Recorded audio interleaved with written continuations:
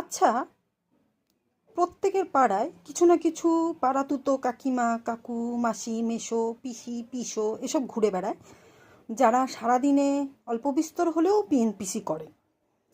তো আমার প্রশ্ন হচ্ছে, এনারা যে পিএনপিসি করেন আর বিশেষত নিউ জেনারেশনদের কার্যকলাপ নিয়ে যে পিএনপিসি করেন, তো পিএনপিসি করার সময়টুকু ওনারা পান কী করে? তাছাড়া পিএনপিসি করার সময় ওনাদের মনে কি এই সব দ্বন্দ্ব কাজ করে যে আমরা পাইনি, আমরা তো এরকম ছিলাম না, ওরা কি করে করছে, তাহলে ওদের পিছনে একটু কাঠি করা যাক? সত্যি কি এইগুলো তাদের মনের মধ্যে ঢোকে কিংবা ঘোরাঘুরি করে? এত সময় তারা পায় কি করে? তা বলছিলাম কি, পিছনে কাঠি করার থেকে আপনারাও আপনাদের ইচ্ছাটা পূরণ করে ফেলুন না। কে বারণ করেছে? পূরণ করুন ইচ্ছা। যারা পিএনপিসি করছেন তারা নিজেদের মধ্যেই নিজেরা ইচ্ছা পূরণ করে ফেলুন, অসুবিধার কী আছে?